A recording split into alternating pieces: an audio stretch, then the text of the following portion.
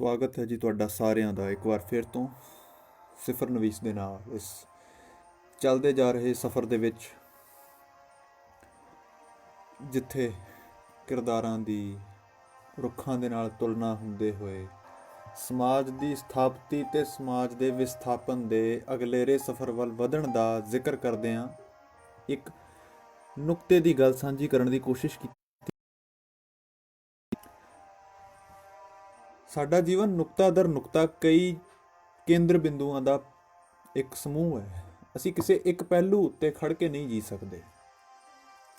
ਜਿੱਥੇ ਇੱਕ ਪਾਸੇ ਅਸੀਂ ਮਨੁੱਖ ਹੋਣ ਕਰਕੇ ਇੱਕ ਤੁਰਦੇ ਫਿਰਦੇ ਜੀਵ ਹਾਂ ਤੇ ਸਾਡਾ ਚਲਾਏਮਾਨ ਰਹਿਣਾ ਜ਼ਰੂਰੀ ਹੈ, ਠੀਕ ਉਸੇ ਵੇਲੇ ਸੱਭਿਅਤਾ ਤੇ ਸਮਾਜਿਕ ਢਾਂਚੇ ਦਾ ਸਥਿਰ ਰਹਿਣਾ ਵੀ ਓਨਾ ਹੀ ਜ਼ਰੂਰੀ ਹੈ। ਜੇ ਅਸੀਂ ਇੱਕਸਾਰ ਕਿਸੇ ਨਿੱਘੀ ਛਾਂ ਜਿਹੜੀ ਸਾਨੂੰ ਹਰ ਤਰ੍ਹਾਂ ਦਾ ਪੋਸ਼ਕ ਤੱਤ ਸਾਡੇ ਸਿਹਤ ਦੇ ਲਈ, ਸਾਡੀ ਮਾਨਸਿਕ ਸਿਹਤ ਦੇ ਲਈ, ਸਾਡੀ ਸਮਾਜਿਕ ਸਿਹਤ ਦੇ ਲਈ ਹਰ ਇੱਕ ਸਾਫ ਸੁਥਰਾ ਤੇ ਉਪਜਾਊ ਤੱਤ ਮਿਲੇ, ਜਿੱਥੋਂ ਅਜਿਹਾ ਰਾਜ, ਅਜਿਹੀ ਛਤਰ ਛਾਂ ਕੌਣ ਨਹੀਂ ਲੋਚਦਾ, ਕਿਹਨੂੰ ਨਹੀਂ ਪਸੰਦ।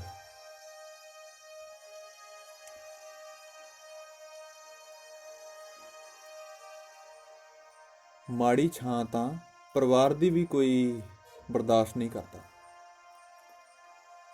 ਬੱਚੇ ਵੀ ਚਾਹੁੰਦੇ ਨੇ ਕਿ ਉਸ ਦਾ ਬਾਪੂ, ਉਸ ਦੇ ਬਜ਼ੁਰਗ ਘਰ ਦੇ ਉਹਦੇ ਲਈ ਸੁਰੱਖਿਆ ਦੇ ਮੁੱਖ ਕਾਰਕ ਬਣਨ, ਉਸ ਦੀ ਸੁਵਿਧਾਵਾਂ ਦੇ ਖਿਆਲ ਰੱਖਣ ਵਾਲੇ ਬਣਨ ਤੇ ਉਸ ਦੇ ਭਵਿੱਖ ਦੀ ਚੰਗੀ ਸੇਧ ਨੂੰ ਨਿਰਧਾਰਿਤ ਕਰਨ ਵਾਲੇ ਬਣਨ। ਤੇ ਜਦੋਂ ਸਮਾਜ ਦੀ ਗੱਲ ਆਉਂਦੀ, ਸਮਾਜ ਦਾ ਢਾਂਚਾ ਵੀ ਕਿਸੇ ਅਜਿਹੀ ਹੱਥਾਂ ਵਿੱਚ ਹੋਣਾ ਚਾਹੀਦਾ ਨਾ, ਜਿੱਥੇ ਸੁਰੱਖਿਆ, ਸਮਾਜਿਕ ਸੱਭਿਅਤਾ, ਨੈਤਿਕਤਾ ਕਾਇਮ ਰਹੇ। ਇਹਦੇ ਬਾਬਤ ਹੀ ਜਦੋਂ ਰੁੱਖਾਂ ਦੀ ਗੱਲ ਹੋਈ ਹੈ, ਕਿਰਦਾਰਾਂ ਦੀ ਗੱਲ ਹੋਈ ਹੈ, ਤੇ ਉਦੋਂ ਇੱਕ ਚੀਜ਼ ਸਾਡੇ ਜ਼ਿਹਨ ਵਿੱਚ ਰਚਣੀ ਚਾਹੀਦੀ ਹੈ ਕਿ ਰੁੱਖ ਆਪਣੀ ਥਾਵੇਂ ਰੁੱਖ ਇਸ ਲਈ ਨਹੀਂ ਹੈ ਕਿ ਉਹ ਇੱਕ ਥਾਵੇਂ ਸਥਿਰ ਹੈ। ਉਹ ਤੇ ਕੁਦਰਤ ਦਾ ਬਣਾਇਆ ਹੋਇਆ ਇੱਕ ਜੀਵ ਹੈ, ਇੱਕ ਜਿਉਂਦੀ ਜਾਗਦੀ ਚੀਜ਼ ਹੈ। ਉਸਦੇ ਆਪਣੇ ਅਸੂਲ ਨੇ, ਆਪਣਾ ਤਰੀਕਾ ਹੈ, ਉਸਦੀ ਪਛਾਣ ਹੈ। ਰੁੱਖ ਤੇ ਦੀ ਪਛਾਣ ਹੈ ਕਿਸੇ ਇੱਕ ਥਾਂ ਤੇ ਖੜੇ ਰਹਿਣਾ। ਇਹਦੇ ਨਾਲ ਲੱਗਦੀ ਇੱਕ ਉਦਾਹਰਨ ਹੋਰ ਟੁਕਾ ਲਈਏ ਕਿ ਰੁੱਖ ਦੇ ਨਾਲ ਪਹਾੜ ਵੀ ਸਥਿਰ ਰਹਿੰਦੇ ਹੈ, ਪਹਾੜਾਂ ਦੀ ਉਮਰ ਵੀ ਵੱਡੀ ਹੈ, ਪਰ ਰੁੱਖ ਨੂੰ ਪੱਟ ਕੇ ਕਿਤੇ ਹੋਰ ਲਗਾਇਆ ਜਾ ਸਕਦਾ, ਪਹਾੜ ਪੱਟ ਕੇ ਕਿਤੇ ਨਹੀਂ ਲਾਏ ਜਾ ਸਕਦੇ। ਪੱਟੋਗੇ ਕਿਵੇਂ? ਜਿੰਨੀ ਵੱਡੀ ਉਸਦੀ ਘੇਰਾਬੰਦੀ ਹੈ। ਰੁੱਖਾਂ ਵਿੱਚ ਹਰ ਰੋਜ਼ ਊਰਜਾ ਦਾ ਸੰਚਾਰ ਹੋ ਰਿਹਾ, ਜਿਹਦੇ ਨਾਲ ਉਹ ਰੋਜ਼ ਜੀ ਰਹੇ ਨੇ। ਰੁੱਖਾਂ ਦਾ ਸੰਬੰਧ ਸਾਡੀ ਸੋਚਣੀ ਨਾਲ ਸਿਰਫ ਇਸ ਵਾਸਤੇ ਹੈ ਕਿ ਉਹ ਪਲ ਪਲ ਕਿਸੇ ਨਵੇਂ ਜੀਵਨ ਦੀ ਊਰਜਾ ਨੂੰ ਖਿੱਚਦੇ ਤੇ ਵੰਡਦੇ। ਦੋਵੇਂ ਕੰਮ ਲਗਾਤਾਰ, ਪਰਉਪਕਾਰ ਤੇ ਕਮਾਈ, ਦੋਵੇਂ ਗੱਲਾਂ ਬਰਾਬਰ ਨੇ। ਅਸੀਂ ਹਾਰ ਨਹੀਂ ਸਕਦੇ। ਅਸੀਂ ਭਾਵੇਂ ਜਿਹੜੇ ਮਰਜ਼ੀ ਮੌਸਮ ਦੇ ਉੱਤੇ ਖੜੇ ਹਾਂ, ਜਿਸ ਕਿਸੇ ਮਰਜ਼ੀ ਹਵਾਵਾਂ ਦੇ ਜ਼ੋਰ ਨੂੰ ਬਰਦਾਸ਼ਤ ਕਰ ਰਹੇ ਹਾਂ, ਅਸੀਂ ਆਪਣਾ ਸੁਭਾਅ ਨਹੀਂ ਛੱਡ ਸਕਦੇ। ਕੋਈ ਸਾਨੂੰ ਹਰਾਏ, ਕੋਈ ਸਾਨੂੰ ਡੁਲਾਏ, ਇਹ ਸਾਡਾ ਅਸੂਲ ਨਹੀਂ ਕਿ ਟੁੱਟਣਾ। ਝੁਕਣ ਦੀਆਂ ਗੱਲਾਂ ਰੁੱਖਾਂ ਤੇ ਨਿਰਭਰ ਕਰ ਸਕਦੀਆਂ ਨੇ, ਕਿਉਂਕਿ ਉਹਨਾਂ ਦਾ ਆਪਣਾ ਇੱਕ ਦਾਇਰਾ ਹੈ, ਉਹਨਾਂ ਨੇ ਪੈਰ ਛੱਡਣੇ ਹੀ ਨਹੀਂ। ਪਰ ਮਨੁੱਖ ਜਿੱਥੋਂ ਆ ਕੇ ਅਸੀਂ ਪਹਿਲੀ ਗਲਤੀ ਕਰਦੇ ਹਾਂ ਕਿ ਉਦਾਹਰਣ ਨੂੰ ਪੂਰੇ ਦਾ ਪੂਰਾ ਨਕਲ ਦਾ ਰੂਪ ਸਮਝੀ ਜਾਂਦੇ ਹਾਂ। ਅਸੀਂ ਜਦੋਂ ਕੋਈ ਕਹੇ ਕਿ ਰੁੱਖ ਵਾਂਗ ਹੋ, ਤਾਂ ਕਹਿਣਗੇ ਕਿ ਅਸੀਂ ਰੁੱਖ ਨਹੀਂ ਹੋ ਸਕਦੇ। ਕਿਉਂ ਨਹੀਂ? ਕਿਉਂਕਿ ਉਹ ਇੱਕ ਥਾਵੇਂ ਖੜੇ ਨੇ। ਉਹ ਇੱਕ ਥਾਵੇਂ ਖੜੇ ਨੇ ਤਾਂ ਉਸਦੀ ਇਕਾਗਰਤਾ ਨੂੰ ਕਿਉਂ ਨਹੀਂ ਲੈਂਦੇ?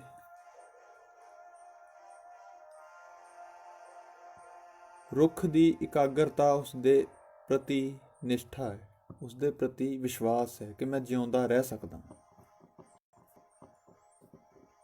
ਪਰ ਸਾਡੀ ਸਮਾਜਿਕ ਹਾਲਤ ਕੀ ਹੈ? ਸਾਡੇ ਅੱਗੇ ਮੁਸ਼ਕਿਲ ਹਾਲਾਤਾਂ ਦੀ ਇੱਕ ਕੜੀ ਸਾਨੂੰ ਸਭ ਤੋਂ ਪਹਿਲਾ ਸਵਾਲ ਇਸ ਡਰ ਦਾ ਲੈ ਕੇ ਆਉਂਦੀ ਹੈ ਕਿ ਅਸੀਂ ਅੱਜ ਤੋਂ ਬਾਅਦ ਖਤਮ।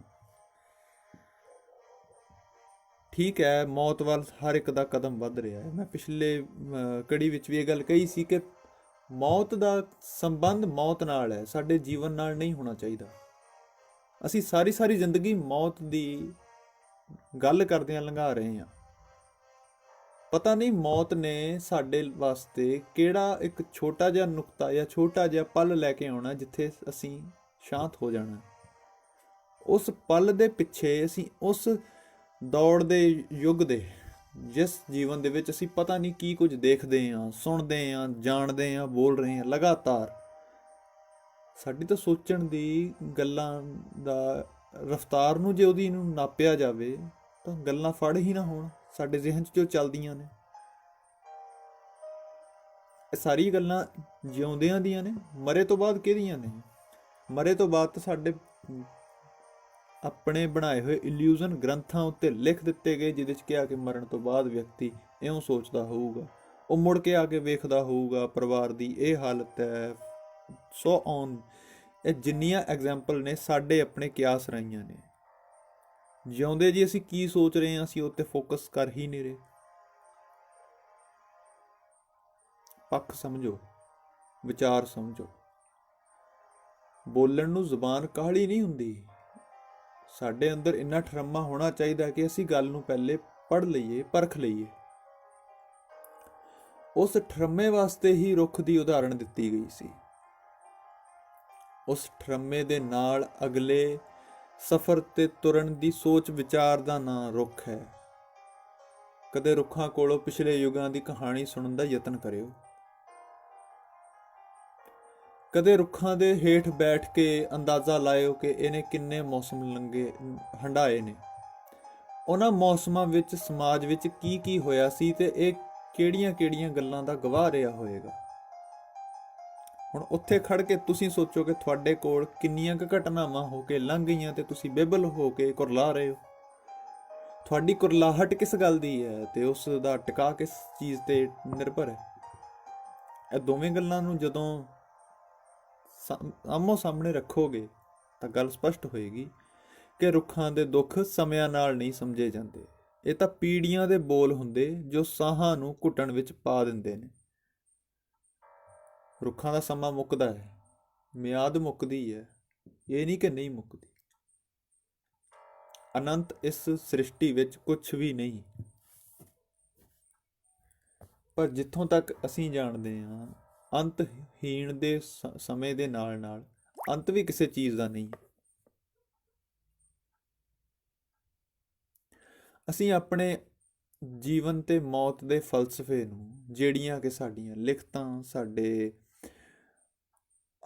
ਸਾਹਿਤਕ ਆਰ ਵਿਹਾਰ, ਜਿਸ ਦੇ ਉੱਤੇ ਅਸੀਂ ਸ਼ਾਇਦ ਕਾਫੀ ਕੁਝ ਟਿਕਾ ਲਿਆ ਹੈ, ਅਸੀਂ ਸ਼ਾਇਦ ਇਸ ਗੱਲ ਉੱਤੇ ਵੀ ਵੱਧ ਨਿਰਭਰ ਹੋ ਗਏ ਹਾਂ ਕਿ ਸਾਹਿਤ ਸਾਡੀ ਲਾਈਫ ਲਾਈਨ ਹੈ।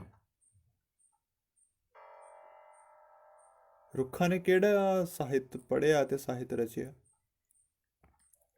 ਉਹ ਕਿਹੜੀ ਚੀਜ਼ ਹੈ ਜਿਹੜੀ ਉਸ ਧਨੰਤਰ ਰੂਹ ਨੂੰ, ਜਿਹੜੀ ਵੀ ਉਸ ਜੀਵ ਦੇ ਰੂਪ ਵਿੱਚ ਹੈ, ਕੀ ਚੀਜ਼ ਹੈ ਜਿਹੜੀ ਉਹਨੂੰ ਪ੍ਰੇਰਿਤ ਕਰ ਰਹੀ ਹੈ ਜਿਉਂਦੇ ਰਹਿਣ ਦੀ? ਮੰਨਣਾ ਪਏਗਾ ਨਾ ਕਿ ਇਹ ਕੁਦਰਤ ਦਾ ਸਹਿਜ ਸੁਭਾਅ ਨਿਯਮ ਹੈ, ਉਚੇਚ ਨਹੀਂ।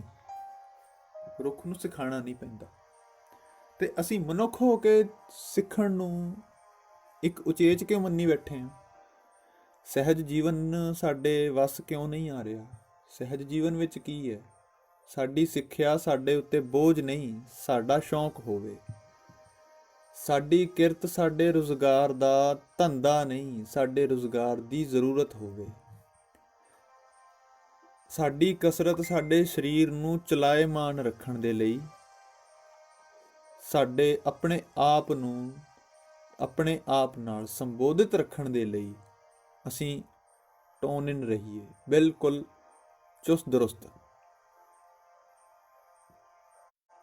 ਇਹਨਾਂ ਗੱਲਾਂ ਤੋਂ ਬਾਅਦ ਜਦੋਂ ਤੁਸੀਂ ਕੋਈ ਵੀ ਵਿਸ਼ਾ ਵਿਚਾਰੋਗੇ, ਸਮਾਜ ਵਿੱਚ ਕੀ ਹੋ ਰਿਹਾ ਹੈ ਕੀ ਨਹੀਂ ਹੋ ਰਿਹਾ, ਉਸ ਦੇ ਨਾਲ ਜਦੋਂ ਸੰਬੋਧਿਤ ਵੀ ਹੋਵੋਗੇ, ਮੁਖਾਤਬ ਵੀ ਹੋਵੋਗੇ, ਤਾਂ ਯਕੀਨਨ ਉਹ ਗੱਲਾਂ ਨਹੀਂ ਤੁਹਾਡੇ ਦਿਮਾਗ ਵਿੱਚ ਆਉਣੀਆਂ ਜੋ ਇਸ ਅਵੇਸਲੇਪਣ ਵਿੱਚ ਤੁਹਾਡੇ ਦਿਮਾਗ 'ਚ ਘੁਟਨ ਜਾਂ ਅੱਧ ਵਿਚਾਲੀਆਂ ਗੱਲਾਂ ਆਉਂਦੀਆਂ ਨੇ। ਤੁਹਾਨੂੰ ਪਤਾ ਹੋਏਗਾ ਤੁਸੀਂ ਇਸ ਜ਼ਿੰਦਗੀ ਦੇ ਅਤੇ ਤੁਸੀਂ ਇਸ ਸਮਾਜ ਦੇ ਆਖਰੀ ਜੀਵ ਨਹੀਂ ਹੋ ਜੋ ਤੁਸੀਂ ਸਭ ਕੁਝ ਆਪਣੇ ਸਿਰ ਮੰਨ ਕੇ ਤੁਰਦੇ ਹੋ, ਤੇ ਤੁਸੀਂ ਇਸ ਸ੍ਰਿਸ਼ਟੀ ਦੇ ਪਹਿਲੇ ਜੀਵ ਨਹੀਂ ਹੋ ਕਿ ਤੁਸੀਂ ਸਭ ਕੁਝ ਅੱਗੇ ਤੇ ਹੀ ਸੁੱਟ ਦਿਓ, ਆਪ ਕੁਝ ਕਰੋ ਹੀ ਨਾ, ਵੀ ਅਗਲੇ ਆਪੇ ਕਰ ਲੈਣਗੇ। ਇਹ ਦੋਵੇਂ ਗੱਲਾਂ ਦਾ ਬਰਾਬਰ ਬੈਲੈਂਸ ਬਣਾਓ। ਉਦਮ ਫਿਰ ਸਾਡੇ ਹੰਕਾਰ ਦਾ ਕੰਮ ਨਹੀਂ ਬਣੇਗਾ, ਨਾ ਹੰਕਾਰ ਦਾ ਤੱਤ ਬਣੇਗਾ। ਅਸੀਂ ਉਦਮ ਨੂੰ ਸਹਿਜ ਵਿੱਚ ਲੈ ਕੇ ਆਵਾਂਗੇ। ਸਾਨੂੰ ਪਤਾ ਹੋਏਗਾ ਅਸੀਂ ਜਿਉਣਾ ਹੈ, ਤੇ ਜਿਉਣਾ ਹੈ ਕਿਸੇ ਕੰਮ ਦੇ ਲਈ, ਤੇ ਕਿਸੇ ਕੰਮ ਨੂੰ ਕਰਨਾ ਹੈ ਕੰਮ ਦੀ ਚਲਾਇਮਾਨਤਾ ਨਹੀਂ, ਸਮਾਜ ਦੀ ਚਲਾਇਮਾਨਤਾ ਰੱਖਣ ਲਈ। ਹਰ ਕੰਮ ਸਮਾਜ ਦੇ ਕਿਸੇ ਨਾ ਕਿਸੇ ਅੰਗ ਨੂੰ ਚਲਾ ਰਿਹਾ। ਕਿਰਸਾਨੀ ਇਕੱਲੇ ਕਿਸਾਨ ਦਾ ਢਿੱਡ ਨਹੀਂ ਭਰਦੀ, ਉਹ ਇੱਕੋ ਸਮੇਂ ਬਹੁਤਾਤ ਲੋਕਾਂ ਵਾਸਤੇ ਵੀ ਅੰਨ ਉਪਜਾ ਰਹੀ ਹੈ, ਉਸ ਸਰਜ਼ਮੀਨ ਨੂੰ ਵੀ ਚਲਾਇਮਾਨ ਰੱਖ ਰਹੀ ਹੈ ਜਿੱਥੇ ਜ਼ਰਖੇਜ਼ਤਾ ਬਰਕਰਾਰ ਰਹੇਗੀ। ਅਸੀਂ ਕੱਚੇ ਪਿੱਲੇ ਸਮਾਜ ਦੇ ਸਿਰਜਕ ਨਹੀਂ ਹੋ ਸਕਦੇ। ਸਾਡਾ ਉਦਮ ਹੁਣ ਤੇ ਸੂਖਸ਼ਮ ਰੂਪ ਵਿੱਚ ਇਕੱਲੇ ਵਿਅਕਤੀ ਦੇ ਸਿਰ ਆ ਚੁੱਕਾ ਹੈ। ਹੁਣ ਰਾਜਤੰਤਰ ਨਹੀਂ ਰਹੇ, ਹੁਣ ਪਰਿਵਾਰ ਤੰਤਰ ਵੀ ਨਹੀਂ ਰਹੇ, ਹੁਣ ਸੂਖਸ਼ਮ ਹਰ ਇੱਕ ਵਿਅਕਤੀ ਦੀ ਆਪਣੇ ਸੁਭਾਅ ਦੀ ਹੋਂਦ ਦਾ ਮੁਜੱਸਮਾ ਹੈ ਸਮਾਜ, ਆਉਣ ਵਾਲਾ ਭਵਿੱਖ। ਇਹ ਗੱਲ ਯਕੀਨੀ ਯਾਦ ਰੱਖਿਓ, ਆਉਣ ਵਾਲੇ ਭਵਿੱਖ ਵਿੱਚ ਇਹ ਨਹੀਂ ਵੇਖਿਆ ਜਾਣਾ ਰਾਜਤੰਤਰ ਨੇ ਕਿਹੜੇ ਜ਼ੁਲਮ ਕੀਤੇ ਤੇ ਕਿਹੜੀਆਂ ਘਟਨਾਵਾਂ ਵਾਪਰੀਆਂ। ਰਾਜਤੰਤਰ ਕੁਛ ਨਾ ਵੀ ਕਹੇ, ਅਸੀਂ ਆਪਣੀ ਨਲਾਇਕੀ ਨਾਲ ਆਤਮ ਦਾ ਖੁਦ ਕਰ ਲਵਾਂਗੇ ਜੇ ਅਸੀਂ ਨਾ ਜਾਗੇ। ਇਹਨਾਂ ਵਿਸ਼ਿਆਂ ਵਿੱਚ ਘੁਟਨ ਨੂੰ ਸਮਝਿਆ ਕਰੋ। ਘੁਟਨ ਇਸ ਗੱਲ ਦੀ ਨਹੀਂ ਹੁੰਦੀ ਕਿ ਸਮਾਜ ਵਿੱਚ ਸਾਡੀ ਵੈਲਿਊ ਕੀ ਹੈ। ਘੁਟਨ ਇਸ ਗੱਲ ਦੀ ਹੁੰਦੀ ਹੈ ਕਿ ਸਮਾਜਿਕ ਵੈਲਿਊ ਸਾਡੇ ਵਾਸਤੇ ਕੀ ਹੈ, ਅਸੀਂ ਉਹ ਤੋਂ ਕੀ ਲੈ ਰਹੇ ਹਾਂ। ਕਦਰਾਂ ਕੀਮਤਾਂ ਦੀ ਗੱਲਾਂ ਚੇਟਕ ਨਾਲ ਇਕੱਲੀ ਗੱਲੀ ਬਾਤੀ ਚਸਕੇ ਵਾਸਤੇ ਨਹੀਂ ਹੁੰਦੀਆਂ, ਨਾ ਹੀ ਅਸੀਂ ਇਹਨਾਂ ਗੱਲਾਂ ਨੂੰ ਅਜਿਹਾ ਮੰਨੀਏ। ਪਾਰਦ੍ਰਿਸ਼ਟੀ ਲੇਖ ਜਿਹੜਾ ਲੜੀਵਾਰ ਸੰਗ੍ਰਹਿ ਤੋਰਿਆ ਸੀ 5 ਭਾਗਾਂ ਵਿੱਚ, ਉਸ ਦਾ ਸੰਬੰਧ ਹੀ ਇਸੇ ਗੱਲ ਨਾਲ ਸੀ ਕਿ ਸਾਨੂੰ ਕਿਸੇ ਵੀ ਗੱਲ ਦੇ ਤਹਿ ਤੱਕ ਜਾਣ ਦੇ ਲਈ ਦੋਵੇਂ ਗੱਲਾਂ ਮੰਨ ਕੇ ਚੱਲਣੀਆਂ ਪੈਣਗੀਆਂ ਕਿ ਦੁਨੀਆ ਉਸ ਤੋਂ ਅੱਗੇ ਵੀ ਹੈ, ਔਰ ਠੀਕ ਉਨੀ ਹੀ ਵੱਡੀ ਜ਼ਰੂਰ ਹੋਏਗੀ ਜਿੰਨੀ ਵੱਡੀ ਅਸੀਂ ਹੁਣ ਦੇਖ ਰਹੇ ਹਾਂ।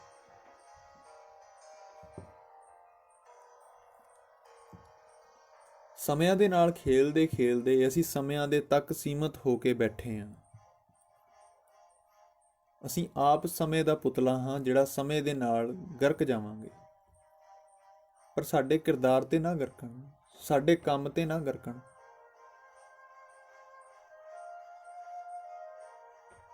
ਅਸੀਂ ਲੈਂਡਮਾਰਕ ਕਿਉਂ ਬਣਨਾ? ਘੱਟੋ ਘੱਟ ਜਿਸ ਲੜੀ ਨੂੰ ਲੈ ਕੇ ਮੈਂ ਤੁਹਾਡੇ ਸਨਮੁਖ ਹੋ ਰਿਹਾ ਤੇ ਮੈਂ ਕਿਸੇ ਵਿਅਕਤੀ ਨੂੰ ਲੈਂਡਮਾਰਕ ਬਣਨ ਦੀ, ਸਥਿਰ ਕੋਈ ਤੱਤ ਬਣਨ ਦੀ ਬਿਲਕੁਲ ਵੀ ਪ੍ਰੇਰਨਾ ਨਹੀਂ ਦੇਣੀ। ਅਸੀਂ ਹਾਰਾਂਗੇ ਵੀ ਸ਼ਾਇਦ। ਇਹ ਗੱਲ ਸੂਖਸ਼ਮ ਰੂਪ ਵਿੱਚ ਸਾਨੂੰ ਮੰਨ ਲੈਣੀ ਚਾਹੀਦੀ ਹੈ ਕਿ ਸਾਡੀ ਸਿੱਖਿਆ ਆਉਣ ਵਾਲੇ ਸਮੇਂ ਵਿੱਚ ਨਵਾਂ ਰੂਪ ਧਾਰਨ ਕਰੇਗੀ।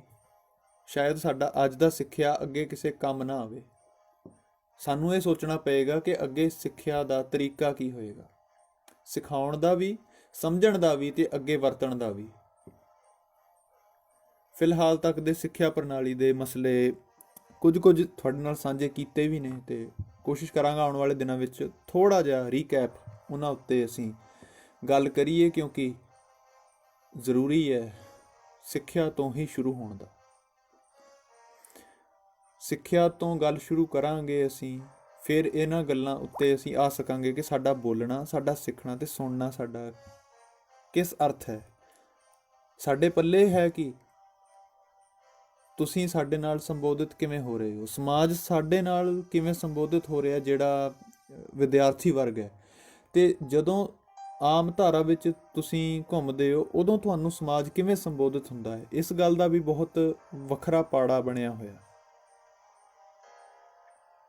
ਚੰਗੀ ਗੱਲ ਹੈ, ਰੁੱਖ ਤੋਂ ਪ੍ਰੇਰਣਾ ਲਓ ਕਿ ਰੁੱਖ ਸਾਡੀ ਇਹ ਸਾਰੀ ਦੋਗਲੀ ਨਹੀਂ, ਵੱਖ-ਵੱਖ ਮੁਹਾਂਦਰੇ ਦੀ ਨੀਤੀਆਂ ਨੂੰ ਉਹ ਵੇਖ ਰਹੇ ਨੇ। ਜੜ ਬੋਲ ਨਹੀਂ ਸਕਦੇ, ਪਰ ਅਸੀਂ ਤਾਂ ਬੋਲ ਸਕਦੇ ਹਾਂ। ਸਾਡੇ ਕਿਰਦਾਰ ਬੋਲਦੇ ਨੇ, ਜੇ ਨਹੀਂ ਬੋਲਦੇ ਕਿਰਦਾਰ ਤੇ ਸਾਡੇ ਕੰਮ ਬੋਲਦੇ ਨੇ। ਜਦੋਂ ਸਾਡੇ ਕੰਮ ਵੀ ਨਿਕਰਮੇ ਹੋ ਜਾਣ ਤਾਂ ਸੱਚ ਜਾਣਿਓ, ਨਿਖੱਟੇ ਤੇ ਬਿਲਕੁਲ ਨਿਕੰਮੇ ਵਿਅਕਤੀ ਦੇ ਮਾੜੇ ਕੰਮਾਂ ਦੀ ਕਰਤੂਤ ਅਗਲੀ ਪੀੜ੍ਹੀਆਂ ਨੂੰ ਕਿਸੇ ਜ਼ਖਮ ਵਾਂਗ ਰਿਸਦੀਆਂ, ਨਸੂਰ ਵਾਂਗ ਦਹਿਕਦੀਆਂ ਤੇ ਕਿਸੇ ਗਰਮ ਲਾਵੇ ਵਾਂਗ ਦੁਖੀ ਕਰਦੀਆਂ ਨੇ। ਇਹ ਗੱਲ ਸਮਝਣੀ ਤੇ ਮੰਨਣੀ ਪਏਗੀ। ਮੰਨਣ ਲਈ ਤਿਆਰ ਰਹੋ, ਨਹੀਂ ਤਿਆਰ ਹੋਵੋਗੇ ਤਿਆਰ ਕਰ ਲਵਾਂਗੇ। ਹਾਲਾਤ ਤੁਹਾਨੂੰ ਵੈਸੇ ਹੀ ਤਿਆਰ ਕਰ ਰਹੇ ਨੇ। ਤੁਸੀਂ ਜਿਸ ਨੂੰ ਦੁੱਖ ਕਹਿੰਦੇ ਹੋ, ਉਹ ਦੁੱਖ ਨਹੀਂ, ਤੁਹਾਡੇ ਪਿਛਲੇ ਹਾਲਾਤਾਂ ਦੇ ਅਵੇਸਲੇਪਣ ਦਾ ਇੱਕ ਹੁਲਾਰਾ ਹੈ। ਉਹ ਹੁਣ ਤੁਹਾਨੂੰ ਝੰਜੋੜ ਰਿਹਾ ਹੈ ਤੇ ਤੁਹਾਨੂੰ ਕਹਿ ਰਿਹਾ ਕਿ ਸਮਾਂ ਕਿੱਥੇ ਤੁਰ ਪਿਆ ਤੇ ਤੂੰ ਕਿੱਥੇ ਬੈਠਾ। ਜਾਗ ਜਾਗ ਕੇ ਉੱਬੜ ਵਾਹੇ ਉੱਠ ਕੇ ਲੜਨ ਨਹੀਂ ਬਹਿ ਜੀਦਾ, ਉੱਥੇ ਝਗੜਨ ਨਹੀਂ ਬੈਠੀਦਾ, ਉੱਥੇ ਕਿਸੇ ਨੂੰ ਉਲਾਂਭੇ ਨਹੀਂ ਦੇਈਦੇ ਕਿ ਅਸੀਂ ਪਿੱਛੇ ਸੁੱਤੇ ਪਏ ਸੀ, ਆਰਾਮ ਦੀ ਨੀਂਦ ਸੀ, ਅੱਗੇ ਕਿਵੇਂ ਤੁਰਾਂਗੇ, ਮੇਰੇ ਕੋਲ ਮੈਂ ਤਾਂ ਸੋਚਿਆ ਵੀ ਨਹੀਂ ਆ ਕਰਨਾ। ਨਹੀਂ, ਜੇ ਨਹੀਂ ਸੋਚਿਆ ਤਾਂ ਗਲਤੀ ਤੁਹਾਡੀ ਸੀ, ਸੁੱਤੇ ਰਹੇ। ਸਮਾਂ ਆਪਣੇ ਵੇਗ ਵੱਧ ਰਿਹਾ। ਸਮੇਂ ਦੇ ਹੁਕਮਰਾਨ ਜਿਹੜੇ ਸਮੇਂ ਦੀ ਗੱਲ ਨੂੰ ਸਮਝਦੇ ਹੋਏ ਤੁਰ ਪਏ ਅੱਗੇ, ਉਹ ਬੋਲਦੇ ਜਾ ਰਹੇ ਨੇ। ਸਾਡੇ ਕੋਲ ਰੁਕਣ ਦਾ ਸਮਾਂ ਨਹੀਂ, ਸਾਡੇ ਕੋਲ ਜਾਣਨ ਦਾ ਸਮਾਂ ਹੈ। ਜਾਣੋ, ਤਦ ਤੱਕ ਬਰਦਾਸ਼ਤ ਕਰੋ। ਰੁੱਖ ਹੋਵੋ ਤਾਂ ਕਿ ਇਹ ਰੁੱਖ ਆਉਣ ਵਾਲੇ ਸਮਿਆਂ ਨੂੰ ਕੋਈ ਸੁਨੇਹਾ ਵੀ ਦੇਵੇ, ਸੇਧ ਵੀ ਤੇ ਵਿਚਾਰ ਵੀ। ਉਮੀਦ ਕਰਦਾ ਅੱਜ ਦੇ ਵਿਸ਼ਾ ਤੁਸੀਂ ਜ਼ਰੂਰ ਚੁਣੋਗੇ, ਕਿਉਂਕਿ ਸਿਰਲੇਖ ਤੁਸੀਂ ਚੁਣਨੇ ਨੇ, ਮੈਂ ਸਿਰਫ ਗੱਲ ਰੱਖਣੀ ਹੈ। ਮਿਲਦੇ ਹਾਂ ਅਗਲੇ ਵਿਸ਼ੇ ਦੇ ਨਾਲ। ਧੰਨਵਾਦ ਜੀ।